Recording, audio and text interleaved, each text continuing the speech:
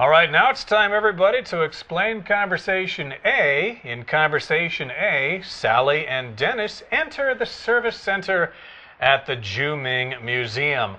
Oftentimes a museum or maybe a library or someplace like that will have a service center. Somebody there will be there to help you sitting behind a desk. And in this case, I think they go to the service center in order to buy their tickets. Yeah, and Dennis is pretty excited. I think he's the one who's been there before. But his friend Sally's not very impressed. She feels like, why did he drag me here? Meaning she's not very excited to even be there. Well, she's going to find out it's worth her time to go there. And Dennis says, here we are. And again, Sally's unimpressed because he dragged her there. To drag means to pull something across the ground. But if you take someone to some place that they don't really want to go to, sometimes we say this. Oh, you dragged me here today. I didn't really want to come. Well, again, he says, give it a chance. We haven't even bought our tickets yet. So give it a try. We need to buy tickets first. We haven't even bought them yet, but you're already complaining. Now, we use this word yet when we're talking about something we haven't yet done. We expected something to happen, but it hasn't yet. We often use it with, I haven't done that yet, or he hasn't done that yet.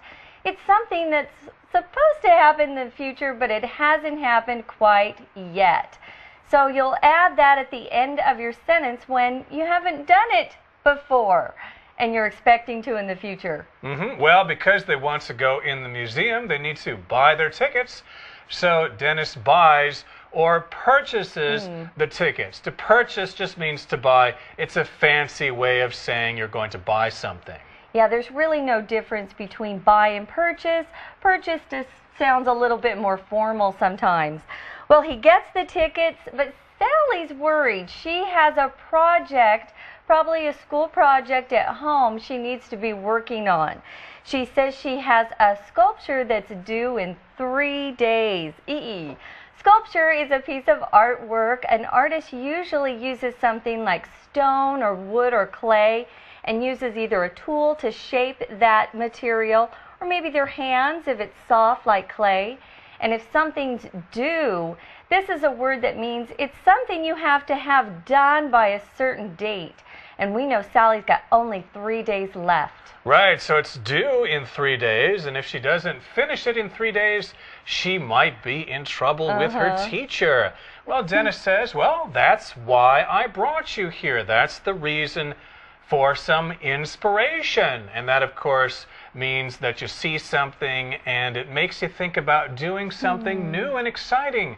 So if you're a sculptor or a painter, you might go to a museum for some inspiration to give you some ideas and give you some energy to do it yourself. And here, Dennis uses a phrase, after all, that we're going to be focusing on in our lesson. It's our sentence for you. After all is a phrase we sometimes use when we've been explaining something and this sort of just sums up what we're trying to get across. We want someone to consider or remember something.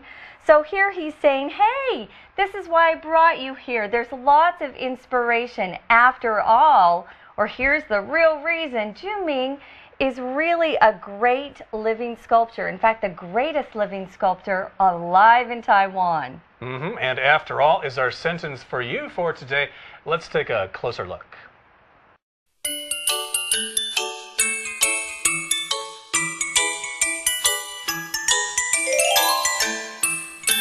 Sentence for you.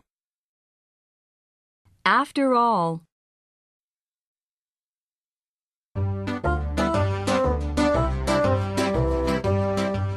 We should go shopping today. Why? After all, your closet is already full of clothes. Then let's go get some dinner instead. No thanks. After all, I just ate an hour ago. But I am starving. You go without me then. After all, I can't have dinner twice. You'd better come with me. After all, I booked the table already. Uh-huh.